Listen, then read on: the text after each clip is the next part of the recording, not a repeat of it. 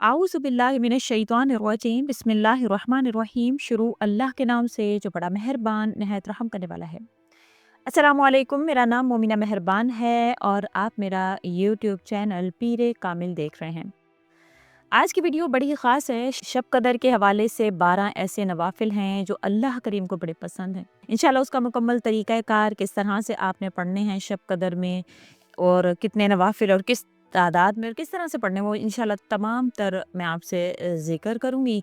आपने वीडियो को एंड तक देखना, इंशाल्लाह आप मुकम्मल तौर पर इससे मुस्तफ़ीद हो सकेंगे। अल्लाह करीम आप पर मेहरबान होंगे, आपकी जो हाजात होंगी अल्लाह ताला इंशाल्लाह उसको कबूल फ़रमाएँगे। शब कदर की फ़जीलत बहुत ज़्यादा है। आप जानते हैं कि अल्लाह ताला ने कुरान करीम में एक मुकम्मल सूरह क़द्र इसके हवाले से उतारी है, जिसका तर्जुमा कुछ इस तरह से है। अल्लाह ताला फरमाते हैं, बेशक हमने इस कुरान को शब कदर में नाजिल किया, और तुम क्या जानो कि शब कदर क्या है। शब कदर फ़जीलत में 1000 महीनों से बेहतर है। इसमें फरिश्ते और रूह यानी हज़रत जिब्राइल अलैहिस्सलाम अपने रब के हुक्म से हर काम लेकर उतरते हैं। ये रात सरापै सलामती है तलुए फ़ज्र तक। ये सूरह कदर की आयत 1 ता 5 है। यानी एक रात की इबादत 1000 महीनों यानी कि 83 साल 4 माह की इबादत से अफसल है। ये अल्लाह का बहुत बड़ा इनाम है उम्मत मुहम्मदिया के लिए। वीडियो अगर ज़िक्र करेंगे उससे पहले मैं गुजारिश करना चाहूँगी तमाम सुनने वालों से कि एक मर्तबा कलीमा ला इलाहा इल्लल्लाह मुहम्मदुर रसूलुल्लाह को पढ़कर कमेंट में डन लिख दीजिए। हज़रत राबिया बसरी रहमतुल्लाह अलैह को कौन नहीं जानता है। एक दिन हज़रत राबिया बसरी रहमतुल्लाह अलैह हाथ में आग का मशल और दूसरे हाथ में पानी का मशकीज़ा लिए जा रही थी। किसी ने पूछा, या राबिया क्या कर रही हो?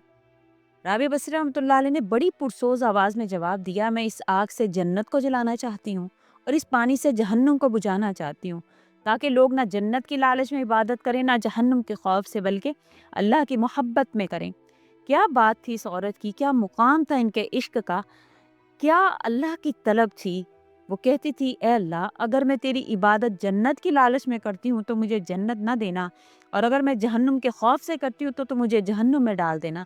अगर सिर्फ तेरी मोहब्बत में करती हूँ तो फिर अपनी कुर्बत से महरूम ना करना। इबादत तब ही इबादत बनती है जब उसमें सिर्फ रब की तलब हो, ना दुनिया की, ना जन्नत की, ना खौफ की, ना ख्वाहिशात की, बस अल्लाह का इश्क हो। और हमारी इबादत, वाकई हम इबादत करते हैं, हम सजदों में जाते हैं, हम जो है वो शब कदर में मांग रहे होते हैं अल्लाह से। अल्लाह को कभी नहीं मांगा हमने, हम दुनिया की चीज़ों की तलब कर रहे हैं। हमें जन्नत चाहिए, हमें हर वो चीज़ चाहिए जो हम पाना चाहते हैं। हम कभी अल्लाह के लिए तो हमने कभी इबादत ही नहीं की। इसके हवाले से एक ईमान अफरोज़ वाक़या हज़रत हसन बसरी रहमतुल्लाह अलैह के दौर का है। कहते हैं कि हज़रत हसन बसरी रहमतुल्लाह अलैह एक मर्तबा हज पर गए और तवाफ़ कर रहे थे। बहुत ईमान को जगाने वाला वाक़या है कि खाना काबा पर जो पेश आया कि हसन बसरी रहमतुल्लाह अलैह खाना काबा के तवाफ़ में थे।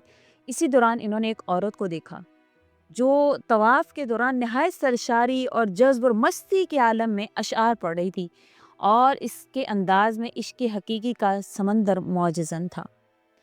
हज़रत हसन बसरी रहमतुल्लाह अलैह को ये बात बड़ी अजीब लगी। इन्होंने अदब के साथ उसे नसीहत की, ए औरत, खामोशी से तवाफ़ करो, तुम अल्लाह के घर में हो। ये क्या मस्तानों की तरह शेर व शायरी पढ़ रही हो? तवाफ़ करो, तुम खाना काबा में हो। ये सुनते ही उस औरत ने आसमान की तरफ देखा और एक ऐसी बात कही जो इश्क में डूबी हुई थी, दिल में उतर जाने वाली। कहने लगी, वाह अल्लाह, ये हसन तुझे छोड़कर एक पत्थर का तवाफ़ कर रहे हैं। ये अल्फाज सुनकर हज़रत हसन बसरी रहमतुल्लाह अलैह पर रिक्कत और वजह तारी हो गई और वहीं पर बेहोश होकर गिर पड़े। हम ज़ाहिरी इबादत करते हैं, हम बातनी मार्फत में जो है वो अल्लाह के लिए खाली हैं। अल्लाह हमें बातनी मार्फत भी दे अपनी, हम ज़ाहिरी इबादत भी करें और अल्लाह को बातनी तौर पर भी पहचान जाएं। बेशक जो अल्लाह की मोहब्बत में डूब जाते हैं, इनके नज़दीक जो है मोहब्बत इस कदर गालिब हो जाती है कि इनके दिल में इश्क़ इलाही के मुकाबले में महज जो भी चीज़ होती है वो एक अलामत होती है। उनके लिए सबसे अव्वल जो होता है वो अल्लाह की मोहब्बत होती है। असल इबादत ही तब होती है जब दिल में रब की तलब हो, वरना ज़ाहिरी इबादत फिर सिर्फ एक रस्म रह जाती है। तो अल्लाह ताला से अल्लाह को मांगिए और अपने दिल को दुनिया के प्याले से खाली करके, दुनिया के محبت سے خالی کر کے دل کے پیالے کو اللہ سے مانگیں، اور آج کی رات آپ نے یہ 12 نوافل جو میں آپ سے ذکر کری ہوں، انشاءاللہ تعالیٰ آپ اس طریقہ سے پڑھیں گے تو اللہ کریم آپ کی ہر حاجت کو قبول فرمائیں گے۔ یہ طریقہ کار آپ نے نوٹ کر لینا ہے۔ یہ نوافل جو ہیں سنت نبوی اور بزرگان دین کے معمولات میں سے منقول ہیں۔ اب 2 رکعت نفل آپ نے 12 نوافل اس طرح سے ترتیب وائز پڑھنے ہیں۔ 2 رکعت نفل آپ نے پڑھنے ہیں کہ مغفرت کی نیت سے، 2 رکعت جو پہلے 2 رکعت آپ نے پڑھنے مغفرت کی نیت سے، ہر رکعت میں سورۃ الفاتحہ کے بعد 3 مرتبہ آپ نے سورۃ الاخلاص پڑھنی ہے دونوں رکعت میں۔ اب اس کے بعد اگلے 2 رکعت آپ نے نیت کرنی ہے دنیا اور آخرت کی فلاح کے لیے۔ ہر رکعت میں آپ نے کیا پڑھنا ہے؟ سورۃ الفاتحہ کے بعد سورہ قدر 1 مرتبہ اور سورہ اخلاص 3 مرتبہ۔ اب آپ نے اگلے 2 رکعت جو ہے وہ آپ نے پڑھنے ہیں، وہ اس طرح سے پڑھنے ہیں، گناہوں کی معافی کے لیے آپ نے پڑھنے ہیں۔ نیت کیا کرنی ہے؟ گناہوں کی معافی کے لیے۔ ہر رکعت آپ نے اس طرح سے پڑھنی ہے، سورہ فاتحہ کے بعد سورہ زلزال اور سورہ اخلاص 3 مرتبہ پڑھنی ہے۔ اب اگلے 2 رکعت آپ نے پڑھنے ہیں، نیت کیا کرنی ہے؟ رزق میں برکت کے لیے۔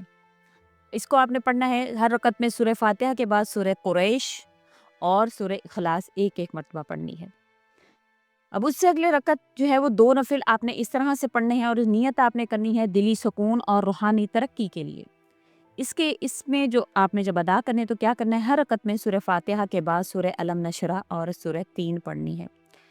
اس سے اگلے رکعت جو 12واں جو آپ نے نوافل وہ ادا کرنے ہیں، اس میں آپ نے پڑھنے ہیں نیت قبر کے عذاب سے نجات کے لیے۔ ہر رکعت میں سورہ فاتحہ کے بعد سورہ الہاکم التکاثر یعنی سورہ تکاثر اور سورہ عصر پڑھنی ہے۔ انشاءاللہ تعالیٰ یہ 12 نوافل جب پورے ہو جائیں گے، پھر آپ نے اللہ تعالیٰ سے خصوصی دعا کرنی ہے کہ یا اللہ مجھے اپنی رحمتوں سے بھر دے، میرے دل کو نور سے منور فرما، میرے گناہوں کو معاف فرما، میرے رزق میں برکت عطا فرما، اور مجھے دنیا اور آخرت کی فلاح نصیب فرما۔ آپ جو بھی عبادت کریں، آپ کا مقصد خالصتاً اللہ کی رضا ہونا چاہیے کہ اللہ مجھ سے راضی ہو جائے۔ انشاءاللہ پھر دیکھیں کس طرح سے اللہ تعالیٰ آپ پر مہربان ہوتے ہیں، آپ کی تمام مرادوں کو پورا فرماتے ہیں۔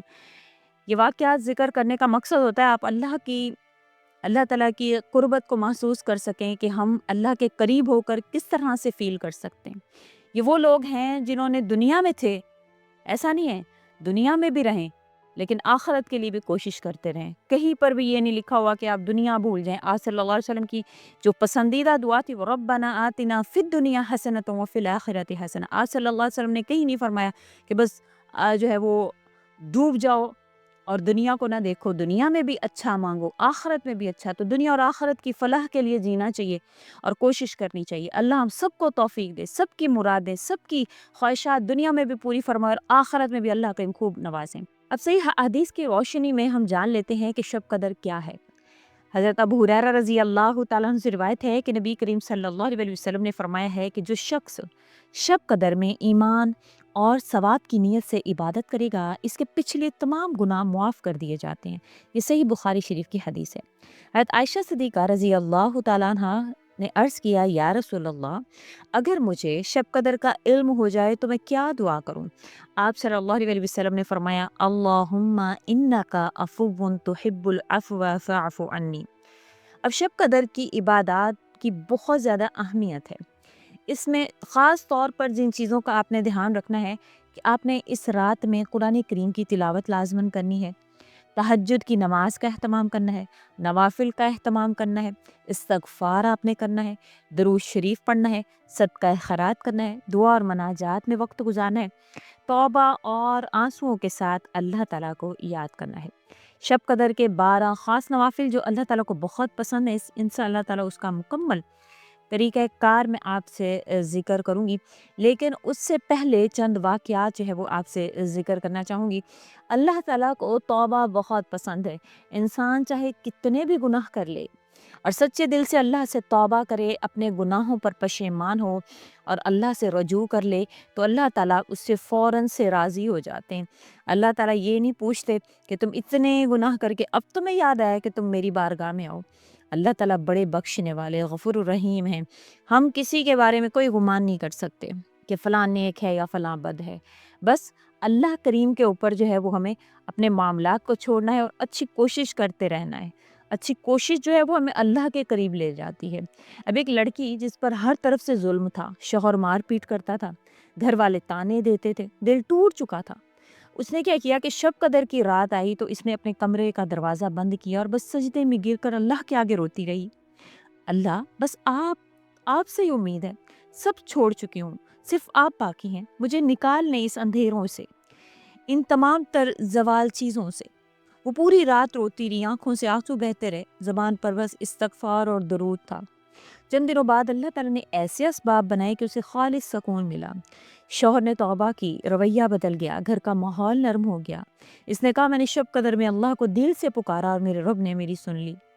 بے شک اللہ تعالیٰ کسی کا آسرا کبھی بھی بن جاتے ہیں، کسی کے لیے کبھی بھی اسباب جو ہے وہ اللہ تعالیٰ پیدا فرما دیتے ہیں۔ اللہ تعالیٰ ہی اصل قادر مطلق ہیں جو انسان کے حالات کو بدل دیتے ہیں، انسان کی جو بھی اس کی تمنائیں ہوتی ہیں اللہ کریم اس کو پورا فرما دیتے ہیں۔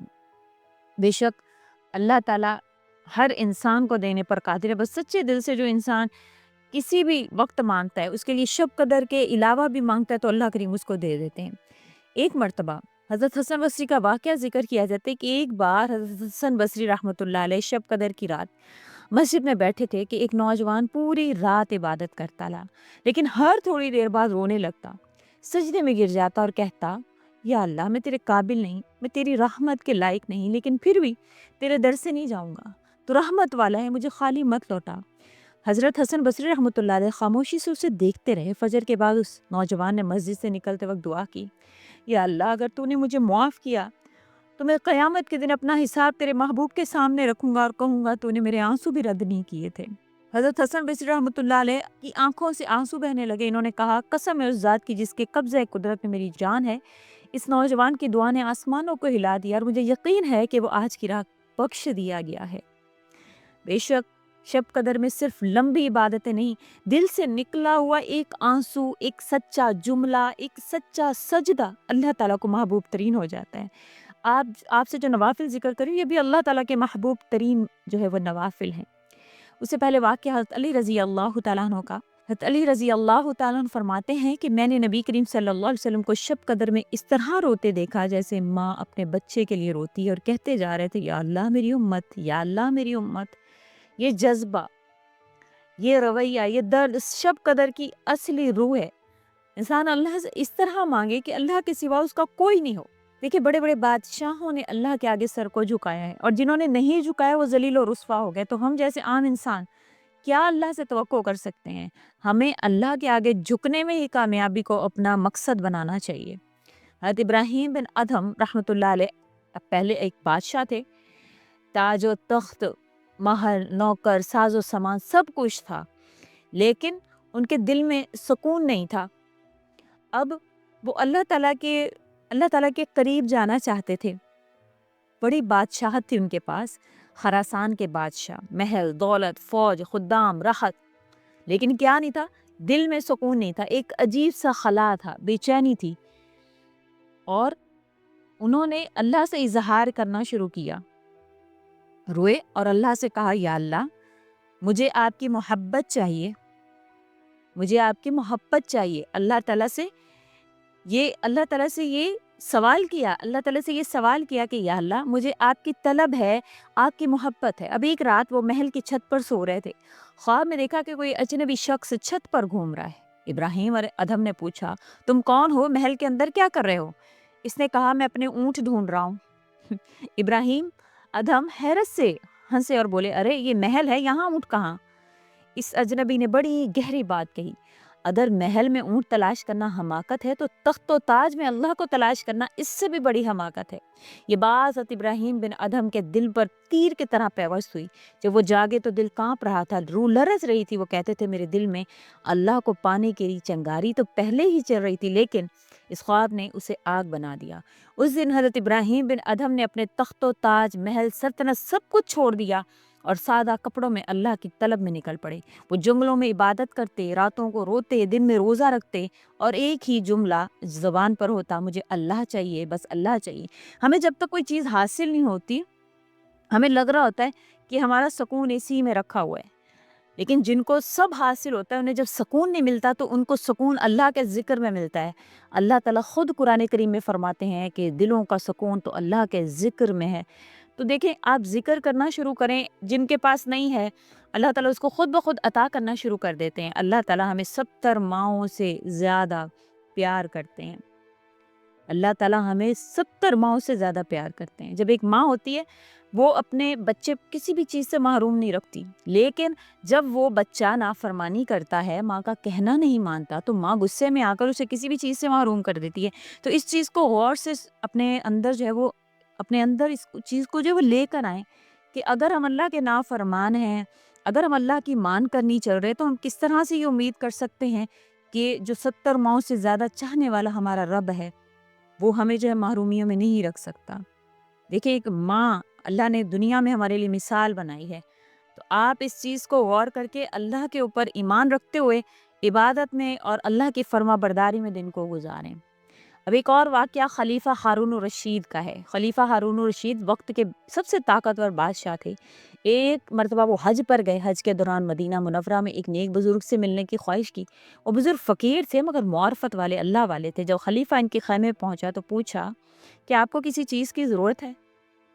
میں خلیفہ وقت ہوں، جو چاہیں عطا کروں گا۔ بزرگ مسکرائے اور کہا، اے ہارون، اگر تو مجھے دنیا کی چیزوں کا سوال کرنے آئے تو میں پہلے ہی بے نیاز ہوں، اور اگر تو آخرت کی بات پوچھنے آئے تو پھر اپنے نفس کو قابو میں کر، ورنہ بادشاہی بھی تیرے کام نہیں آئے گی۔ ہارون الرشید تھوڑا شرمندہ ہوا لیکن پھر بولا، اچھا میرے لیے بھی دعا کر دیں۔ بزرگ نے آسمان کی طرف ہاتھ اٹھائے اور کہا، یا اللہ، ہارون کا دل بھی اپنی محبت سے بھر دے تاکہ وہ دنیا سے نہیں بلکہ تجھ سے جڑ جائے۔ یہ سن کر ہارون الرشید کی آنکھوں سے آنسو بہہ نکلے۔ اس نے کہا، کاش میں اپنے تخت پر بیٹھا ہوتا لیکن دل میں یہی نور ہوتا۔ دنیا کے بادشاہت ہو یا فقیری ہو، اصل بادشاہ وہی ہے جس کے دل میں اللہ کا عشق ہے۔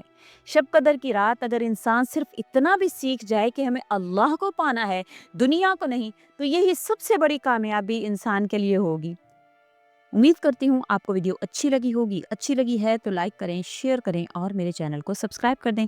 اس کے ساتھ اجازت چاہوں گی، وآخر الدعوانا ان الحمد للہ رب العالمین۔ اللہ حافظ۔